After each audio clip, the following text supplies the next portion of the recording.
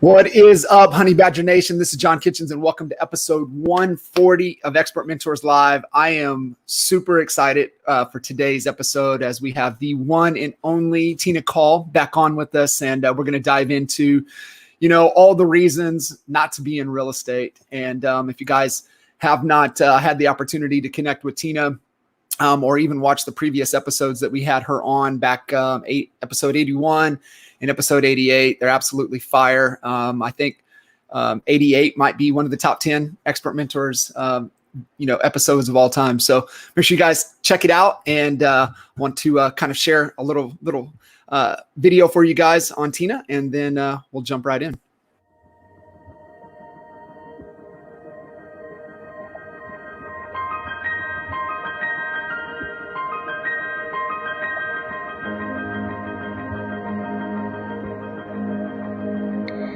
I grew up in Michigan, right outside of Detroit. Immigrant parents. Actually, my mother is Italian, my father is Greek, and when I was 5, we packed up and moved to Greece.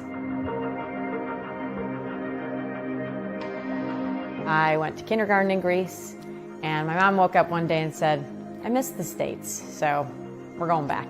So long story short, after high school, I went to college for a couple years and kind of was feeling lost. I met Kevin when I was 16. So our first home that we bought was in our early 20s, and I met a real estate agent, Jill Bomarito. And Jill, after the transaction, kind of hounded me, and she knew I was in college, and we had conversations where I just didn't know where I wanted to be, but I knew I wanted to help people. I'm a fixer, and so when she hounded me about getting my real estate license, I thought, I'm not a salesperson, so that just didn't jive with me. But the more we talked about it and the more I saw what she did for people, I thought, well, maybe that would be fun. So she paid for my license, and my first year in real estate, I just sold a bunch of houses. I think I made $80,000.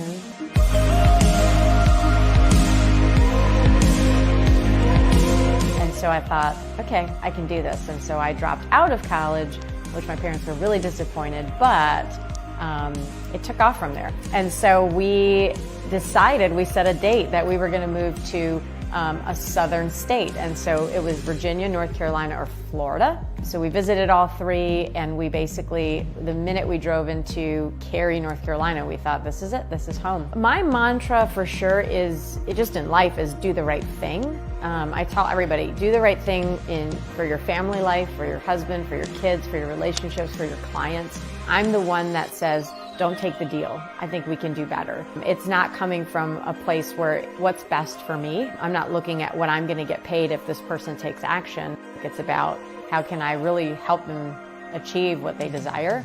I'm a fixer.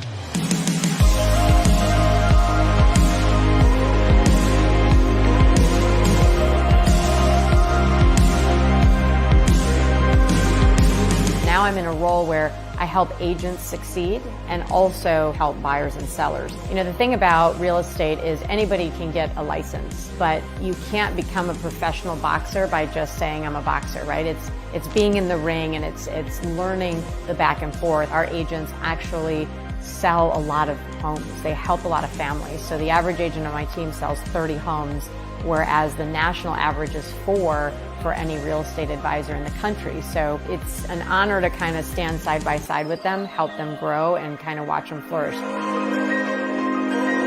We sell real estate at a high level. So if I'm gonna place a $500,000 or $1 million asset in the hands of an agent, I want to make sure that they've done this before. Our team is one of the top 5 teams out of 9,000 in the Triangle, and we do that because we get a ton of referral business. And so not only do we have integrity, but we have the experience and the skill. We can position a home to win.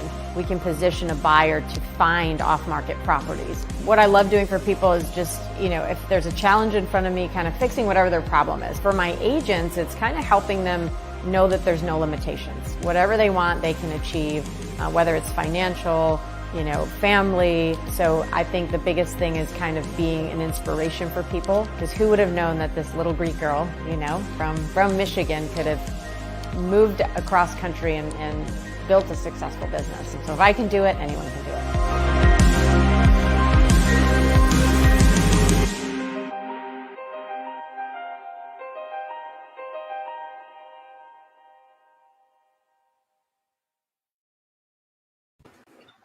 What's up, Tina? Longest intro ever. I saw and I was like, this is 4 minutes. I think it's good. I'm gonna play it all. So. You were so funny when you're like, I'm gonna play your video. I'm like, what video do you have? You're like, oh, it's a video. I didn't know it was that video. Yeah, it's well done. I have a much shorter one, John. Yeah, well done though. It was fantastic. So. Thank you. I appreciate it. Good stuff. Well, I appreciate you jumping in and say hello to the Honey Badger Nation. Hello, Honey Badger Nation. So, what's going on in your world? Yeah, so lots is going on in my world. I've got, things.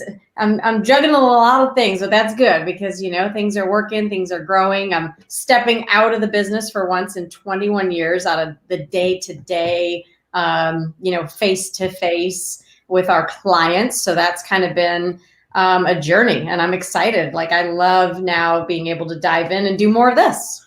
How's 21 years, long time to do anything. So being able to get out of your comfort zone, being able to do that, like what's been kind of the biggest struggle for you to kind of start to separate and step away?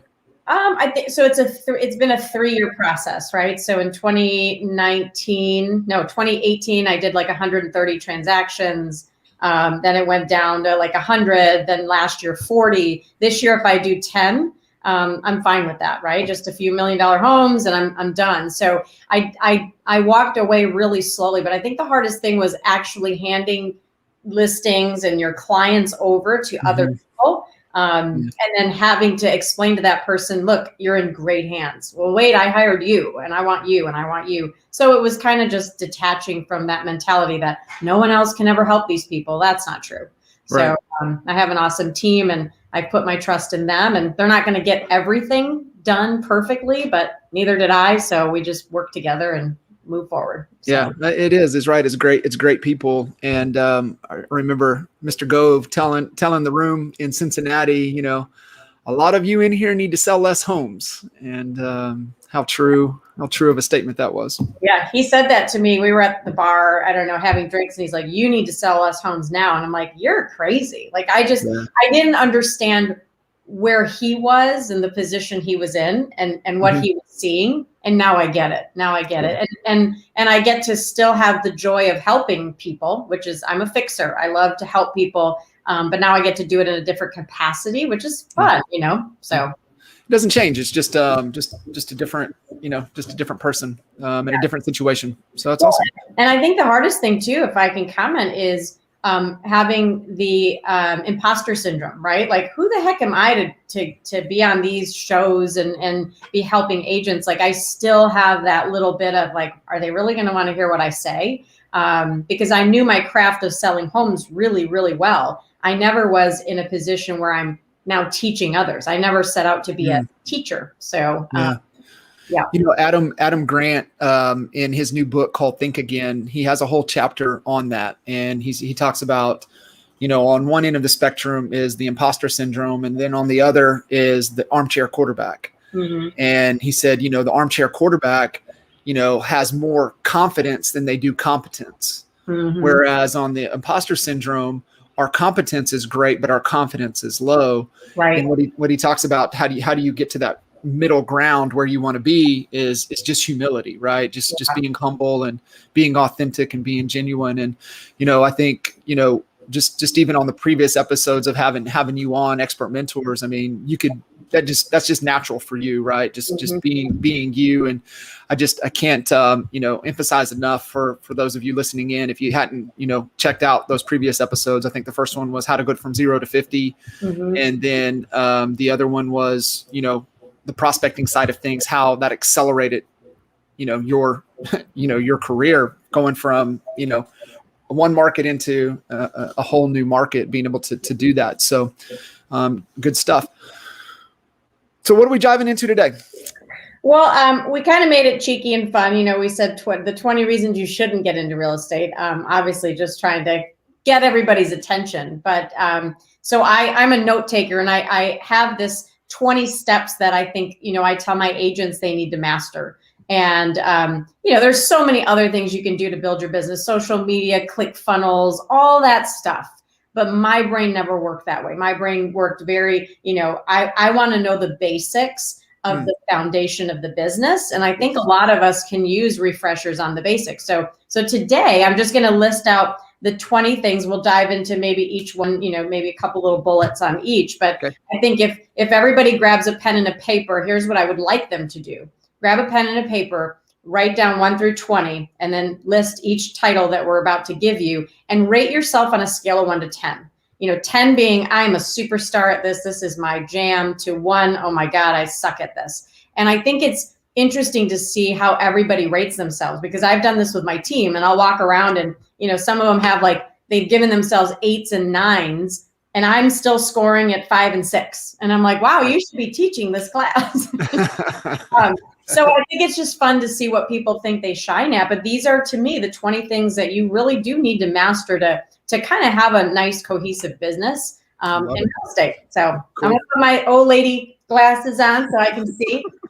And we'll start. I mean, and we'll just kind of go through them. And I'd love, because you're a coach, and so you have the confidence and the skill to help people. Maybe as we talk about these things, you can even dive in more and help me, express. What would be awesome, I think would be really, really cool. This goes back to, your vulnerability and how your willingness to be, how humble you are. Mm-hmm. When you go through it, would you mind rating yourself? Yeah. Oh, absolutely. I'll rate myself on when I was in the business 100%, right? Cool. So because now I have a different day, but so the first thing to the 20 steps they need to master, I think the most important thing is time management.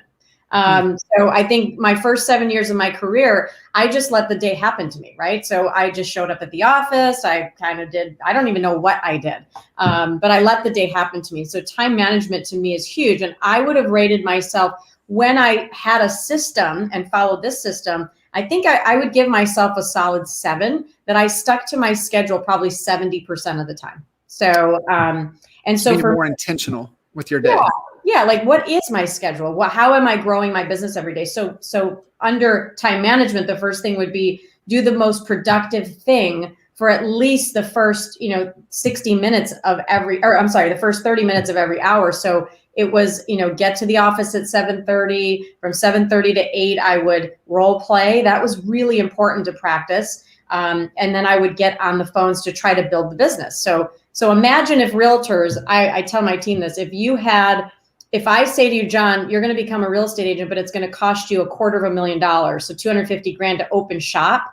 Do you think you'd treat the business a little differently? Mm-hmm. Yeah, you would do whatever it took to get it done and make it happen. And agents don't, because we're independent contractors and we don't have to wake up every day at the same time and get to the office and do our job. And so for me, when I took it from letting the day happen to, time management, I have accountability set up, it was much more productive. So do the most productive thing. To me, it's generating new business. Start your day at 0. You don't have deals. You don't have leads. You don't have anything in the pipeline. You are broke every single day in real estate. Go out there and get yourself an appointment or a lead to build the pipeline. So master your morning schedule. And so I would come in and then I would call every single lead. And if you're an agent right now that you have 100 leads, 200 leads, just sitting there, right? And you don't know what to do with them. I would just do this exercise. I would call every single lead and say, hey, do you have to buy or sell?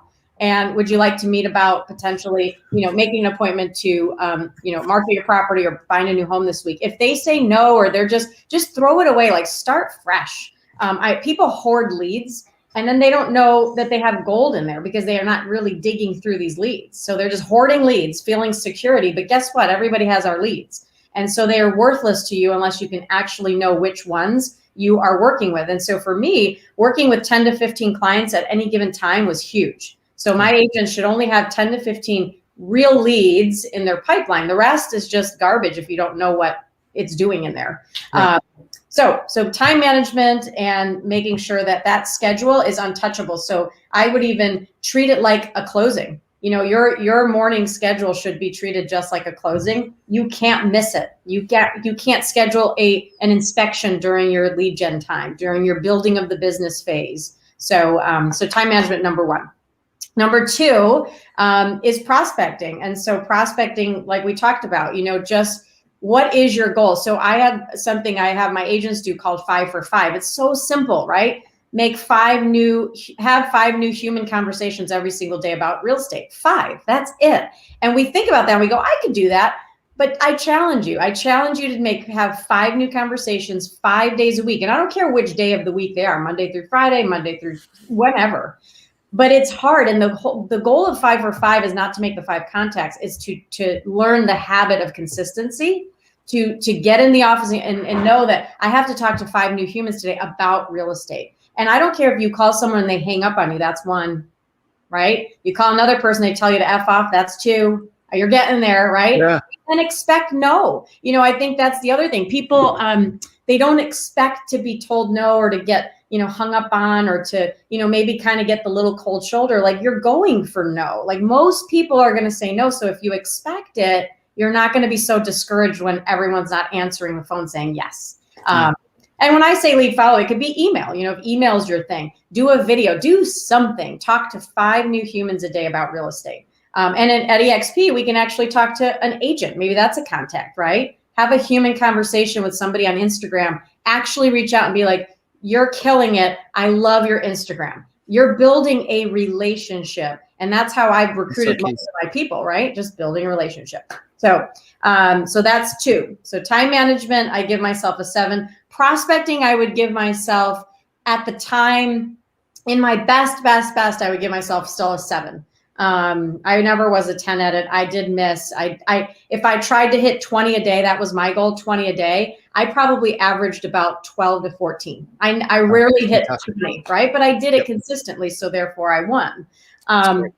Number 3, so your past clients in COI, I failed at this. I give myself a 3 in this department. I wish I would have spent more time building relationships with past clients. I'm doing it now, and we're doing it in the last 3 years. But back then, when you think about, look at your database, and I don't know if you go by these numbers, but for me, if you have 400 people in your database, that's 40 deals. 10% of that database can convert, right? Yep. So when I looked at our database, God, we had like 8,000 contacts. We're not converting 800 a year, so we weren't touching them enough. So I wrote down, call your past clients. If you're selling 40 homes a year, that's not a lot of touches every week. If you break it down daily, I need to talk to 1 person, or weekly, I need to talk to 2, or 3. It's not that hard, but just call them and say, hey, John, I owe you an apology because I haven't called you in a long time, but I just wanted to just check in and see how you're doing and see if there's any real estate needs. And if they say no, because they immediately think of their house,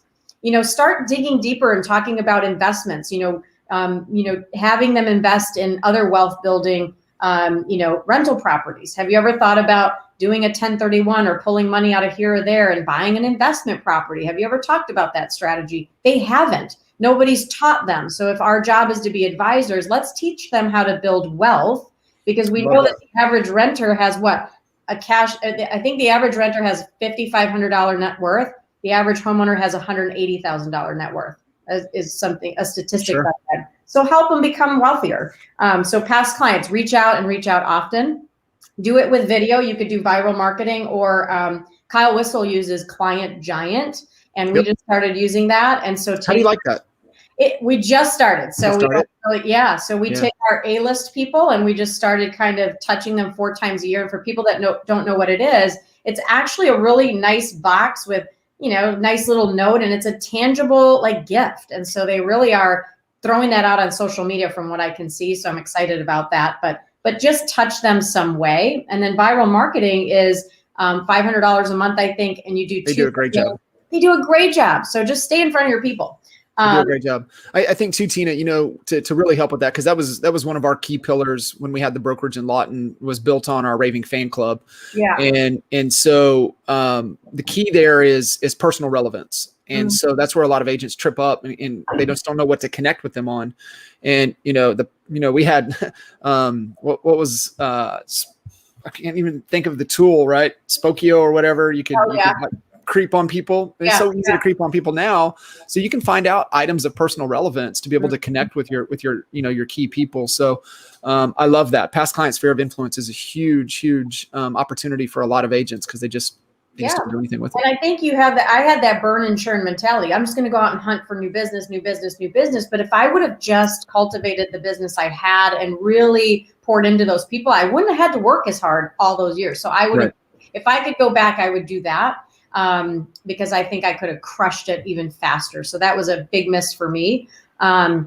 And then number 4 is pre-qualifying your appointments. And what I mean by pre-qualifying is, making sure that if you're doing real estate at a high level, I would run out to any appointment. And then I'm there in the house. I remember this one lady at one time said, well, I wanted you to come out because I want to learn about all the things I need to do to my house because in the next 5 to 8 years, I might be selling.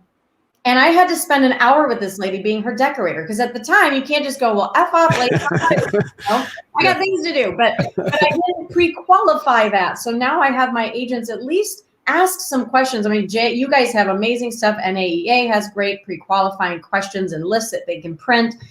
So gosh, just ask your people what their intentions are before you come out. And it's another touch, right? So it makes you set the appointment, qualify the appointment. Qualify the appointment. So you got to be a good pre-qualifier. And I was pretty good at that. I would give myself probably a 9 on that when I got to my peak because I wasn't going to waste my time if I'm going out 3 times a day. When you touch the hot stove once or twice, you're like, I'm not doing that again. Not doing that again. So that's that. And then number 5, lead follow-up. So as we all know, 75% of your income comes from lead follow-up. Again, most people say no. Most people are not going to answer the phone and go, thank God you called, John Kitchens. Get your butt over here and list my home. No, You're building relationships. So I would say I would give myself a solid 7 on lead follow-up. When I got really, really busy, my lead follow-up, got worse because I had too many leads, right? And that was the decision as an individual agent. Do I grow a team? And I think that's the mindset. You're like, I don't want to give up money. I'm making all this money. I want to keep it and hoard it. But as you start to see that you have way more leads than you can actually handle, it's time to grow. And for me, it's if you're getting more than 50, 60, 100 leads a month, it's time. I mean, you can share that business and really build. So lead follow-up, solid 7. My favorite subject, and I know Jay and I, it's so funny because when I listen to him talk about like he would go up against Mike Ferry agents, and then I was a Mike Ferry agent, and then I watched his NAEA stuff. I was like, damn, that was good stuff.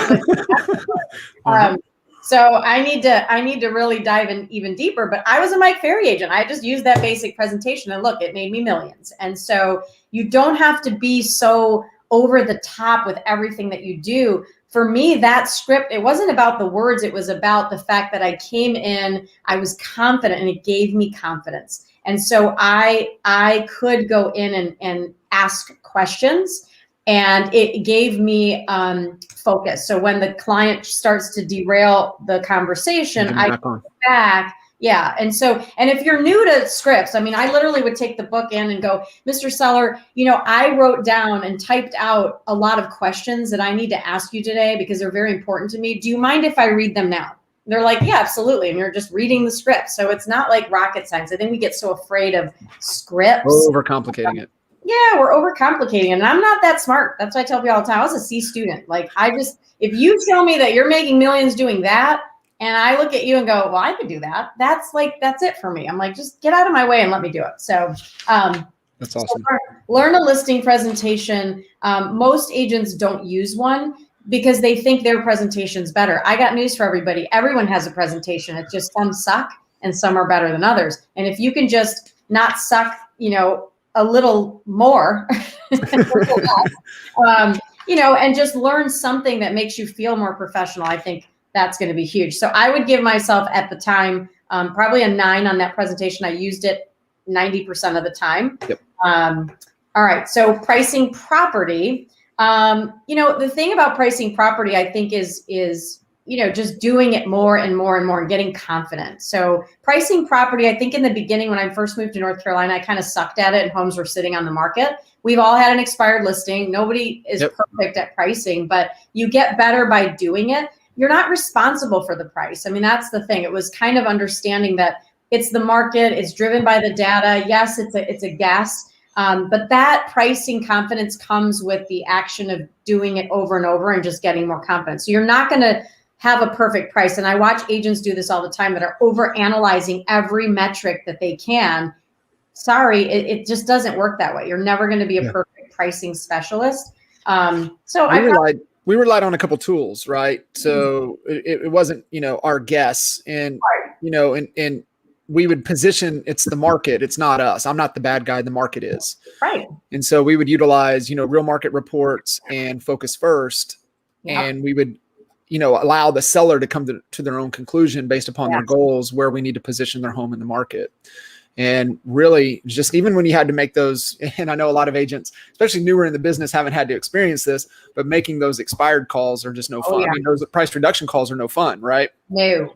And to get somebody to come down off of their price where they, position it, because mentally they've already spent that money, kind of what they think they're going to net. And you're like, you got to come down. So we would say, hey, it's just, this is what the market's telling us. I'm not the bad guy. Don't shoot me, Yeah. Well, it makes it easier when you take the pressure off yourself. And then you kind of, let them know what's going to be happening down the line every week. If this happens, then we do this. If this doesn't happen, we do this. So I think there's a lot of great tools, but just kind of taking that mindset that it's not, it's not your fault, but you'll just get better as you do more.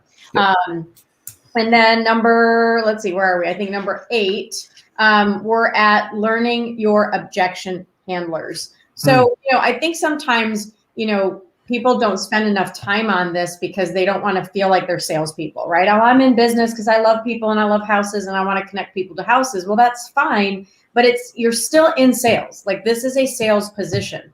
And so all of these things that we're talking about, this mastering, is all having to do with growing a profitable business. Somebody's going to ask you to cut your commission. Yeah. He's going to say, well, you're not in my neighborhood. Your office is far away. Or how long have you been in the business? I mean, there's probably about 40 objections that I've listed in a little book that I give to my agents. If you just learn 1 or 2 responses to each of those objections, you'll be well equipped to handle them. And so if you get an objection and you're confident with the response, whatever you say is fine, as long as you say it with confidence. And that's really it, right? Instead of stumbling and fumbling. Say it with certainty. So do you guys, do you role play that? Is that how you get the team to help get the marbles out of their mouth and really learn that? Is just constant role play it? We do. So we have Thursdays, we do listing presentation class. So even our agents are still coming every week, and we're kind of just talking about what objection did you get? Let's handle that. So my agents know that if we're at a meeting and we throw out an objection, they should be able to pretty much handle it. And so the new agents that come on to our team know that as well. So what are they back home doing? Studying, because they don't want to look stupid when they're called upon. But I think it just helps you perform better, right? You have lines. This is a movie. These are your lines. And I always joke and say, imagine if Tom Cruise came to the set of a movie and said, you know what? I don't like those lines. I'm just going to ad lib this whole movie. And he would be fired, right? So we have lines, and we're not trying to deceive the public or be cheesy salespeople. We're just trying to have confidence. When they say the same thing over and over and over to us, why don't we learn the answers? Right.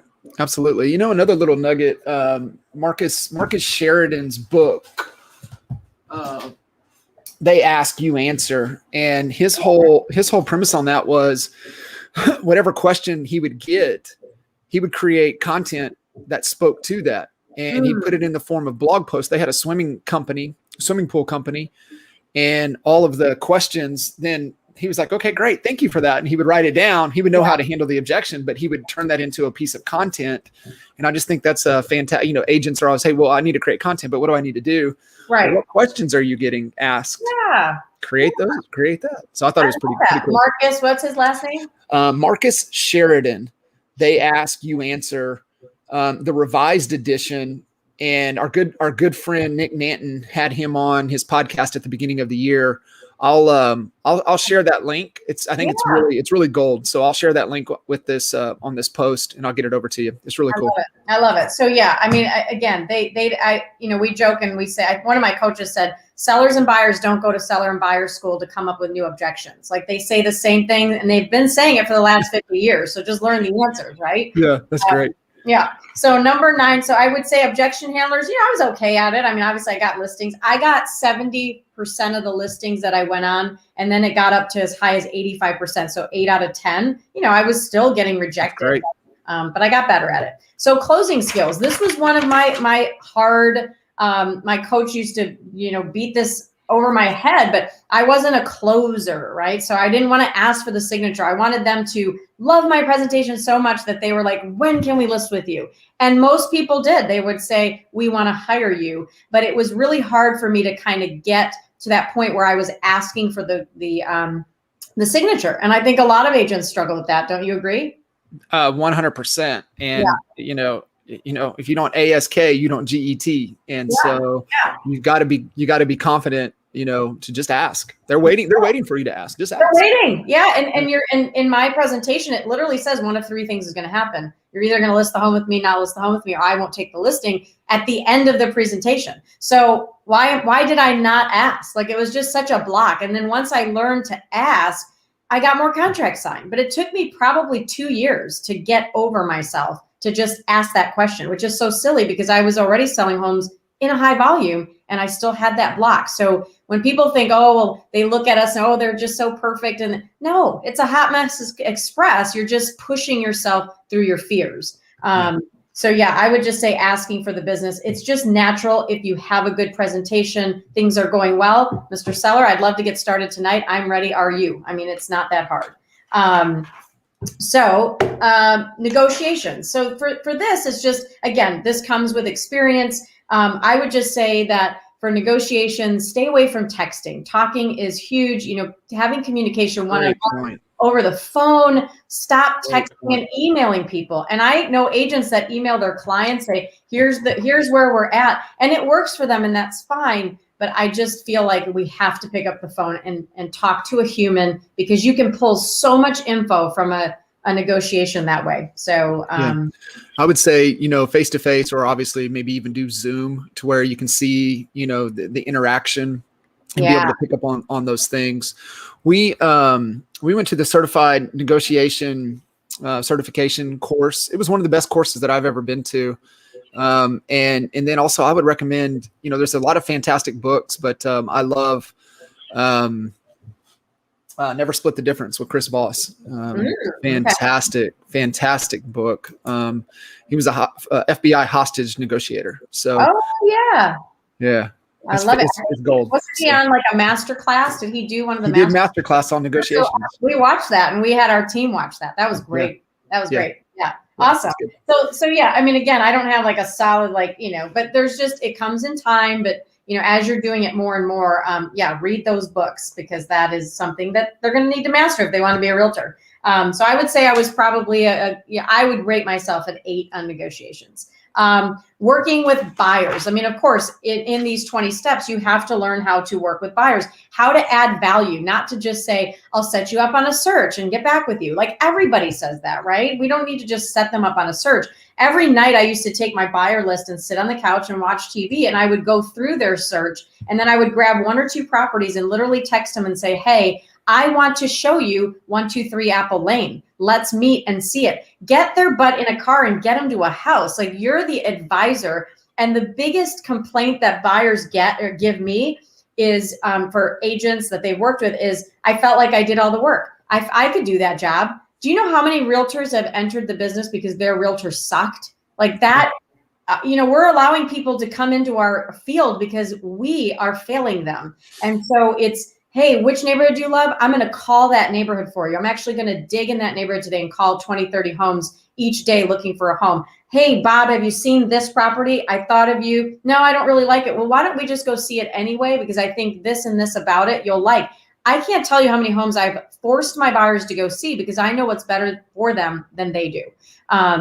and they're judging it from a little tiny picture on the internet, you know? Yeah. So I would just say working with buyers, you know, you have to show them that you do have value, or they're just going to go with the next person that shows them their off-market property list. How do you, so what little tweaks have you guys made in, you know, in today's market, as, you know, it's so competitive, and, you know, teaching your agents, working with buyers? What are some of the, like, hey, we've got to really focus on this in this particular market?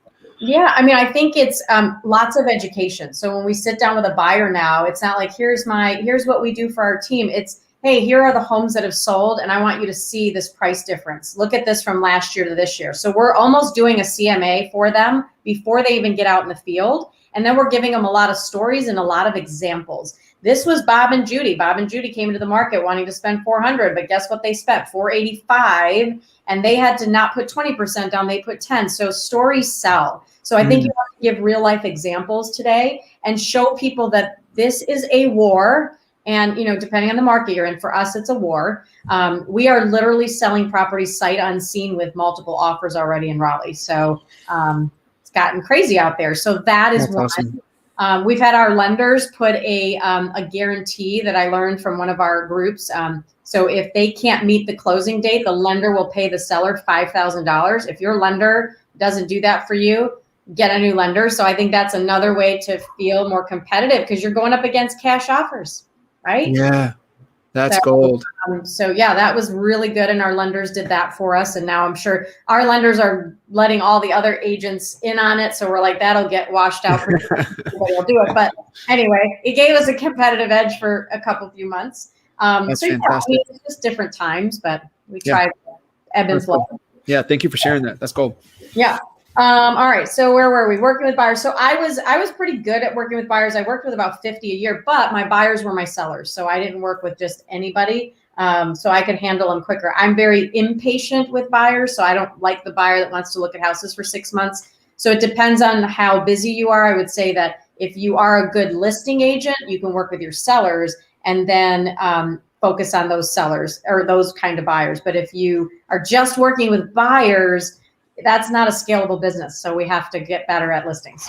All right. So 12, this is as you're growing, right? So as you're growing in a business, number 12, you have to learn how to become a leader and lead admin and staffing. That is a huge, huge pivot in your business, to actually have to self-manage yourself, get your butt out of bed, get yourself to the office, treat it like a business, time management, prospecting, past clients, prequel. Oh, and now I have to lead another human and be a boss. Like, I sucked as a boss in the beginning. I sucked. I was not that great. But I've become better, and I've read more books, and I've learned how other people tick. I thought everybody should just tick like me, right? This is how I'm going to pay my staff, because they want to get paid per deal and on a commissions, but no, they don't. They just want security, right? They're admin. They want security. So, so I would give myself a 3 or a 4 in the beginning, and I probably now have graduated to a 7.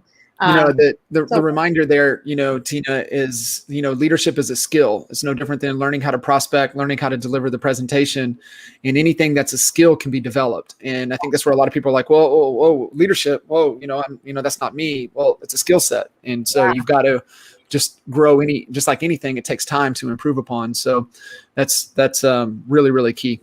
Yeah, totally. And I'm in that right now. Like, I feel like it's been, 6 years since we've grown our team, but I'm still feeling like every day I'm learning how to be a better leader. So work in progress over here.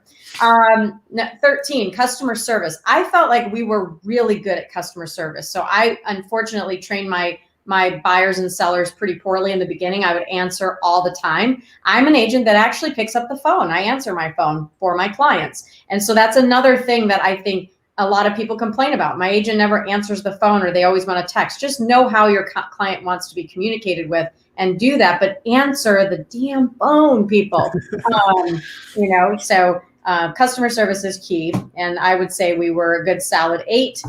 Business planning. So sitting down and doing your business planning. At first, in the beginning, I was terrible at it, but then I got better. And so every October is our first of the year, right? So we sit down and we go, okay, this is our first of the year, because everything we do in that next 90-day cycle is going to give us a great start of the year. So that's where our mentality is on business planning.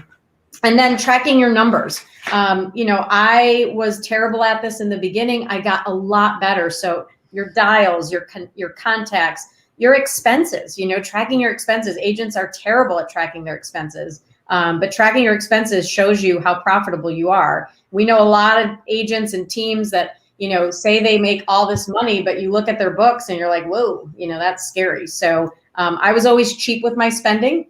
And I wasn't big on a lot of marketing, but I wanted to have the ROI. So now it's, your lead sources, getting really granular at the ROI of every source, and then your spending. So really good at tracking your numbers if you want to be a great realtor.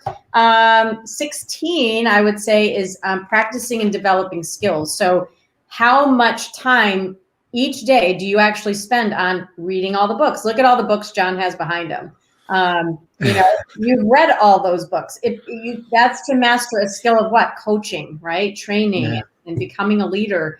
If you want to be a great agent, you have to learn skills and dialogue and presentation. It's not just one and done. And it's not, let me coast on my amazing personality. The amazing personality gets you in the door and will get you far, but not as far as you could potentially go.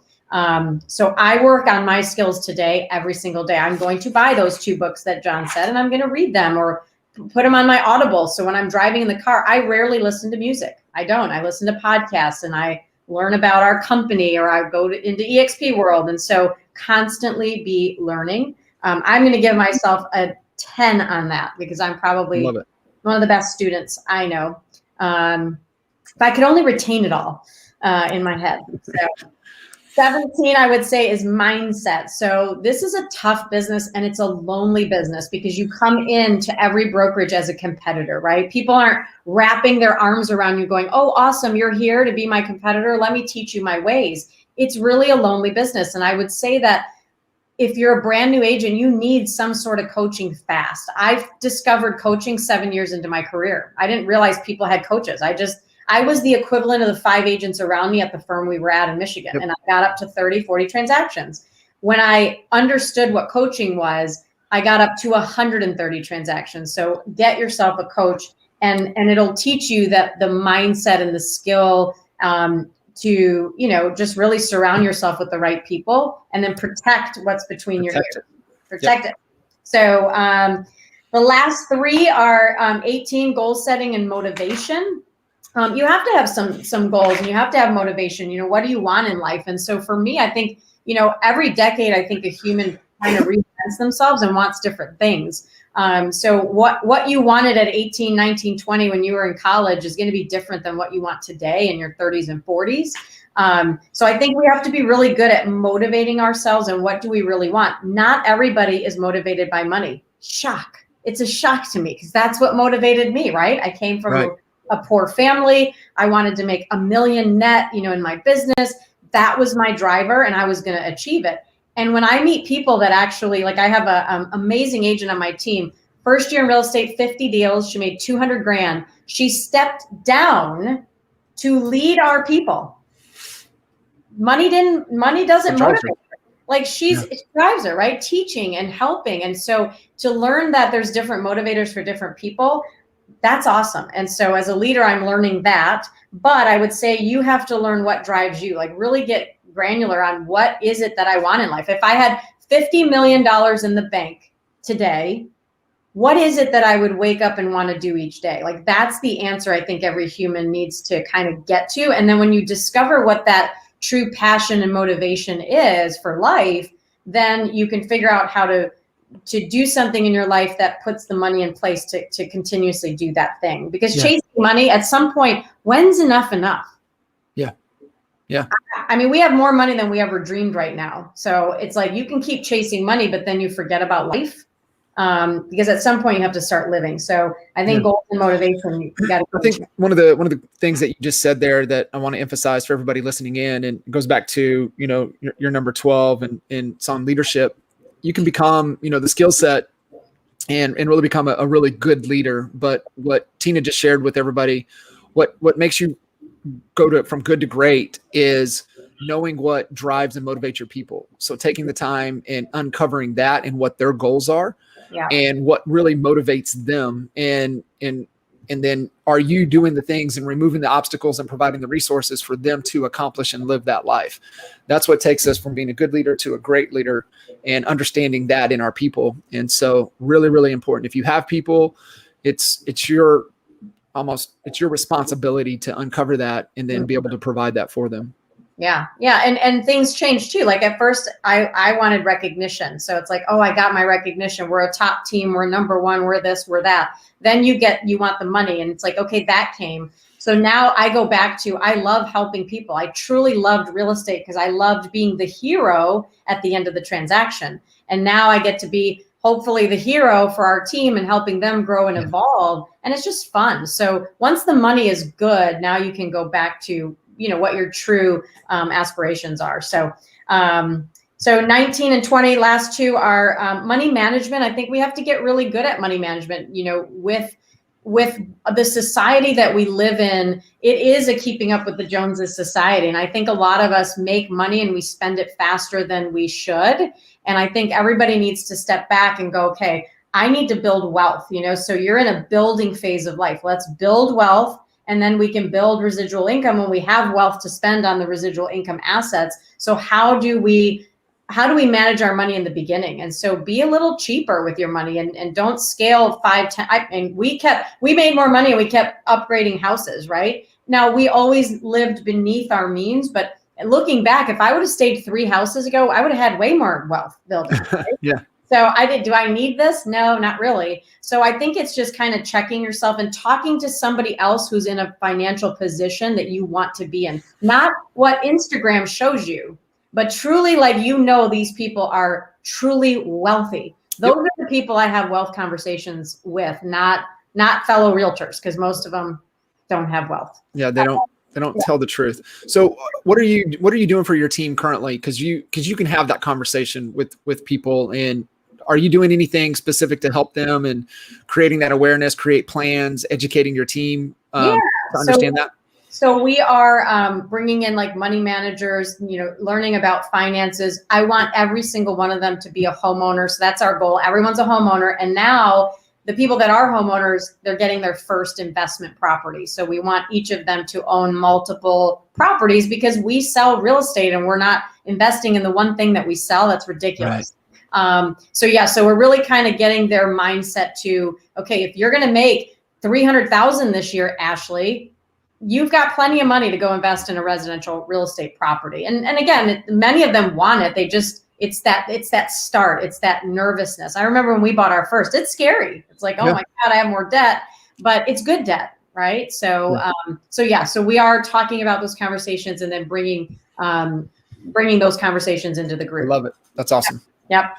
And then lastly is systems. All this comes down to systems. When you look at 1 through 20, you have to have a system for time management, a system for prospecting, a system for past client, a system for everything is a system. So for me, these 20 things, if I just had to pick the top 20, these are my personal, they laid the foundation of a really good business for me. And there's more. I mean, there's ClickFunnels and there's social media and there's buying billboard. There's way more on this, when you talk about marketing, but I didn't do a lick of marketing for 17 years. I never did marketing. So that's a whole other subject. This was just, let's build the foundation and then let's grow from there. Once you make money, you can pay for marketing, but you need to learn how to make money first. Yeah. You can, find that who that can really, execute and run with that, particular function of your business. And I think it also ties back into 16, right? That's a skill set as well. And developing that skill set, if you're ready, to focus on that and build that. But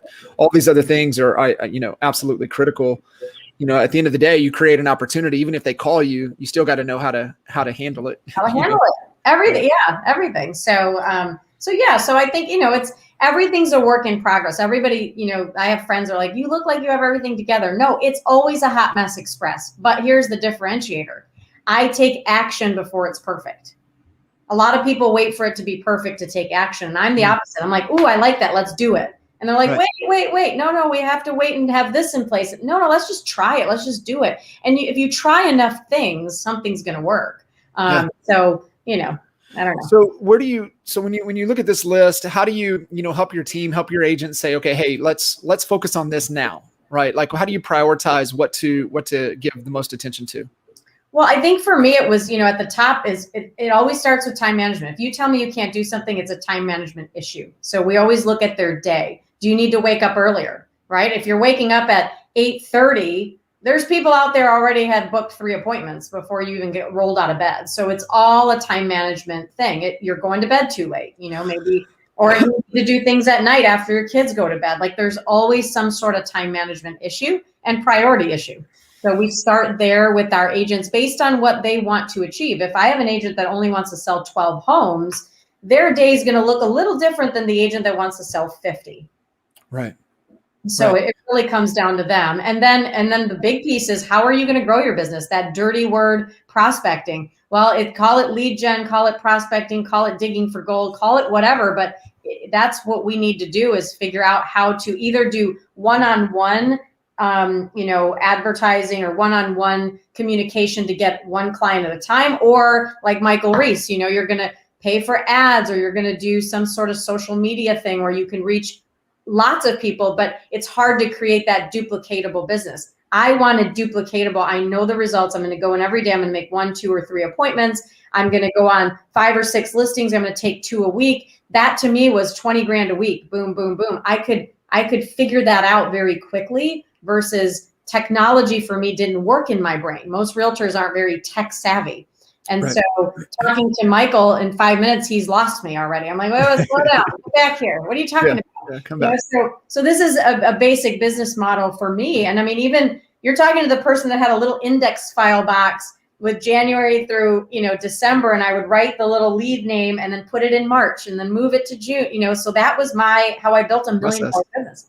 It's ridiculous, but I don't like CRMs. They're just not, I don't work that way. So it just proves that you can do whatever as long as you do something. Right.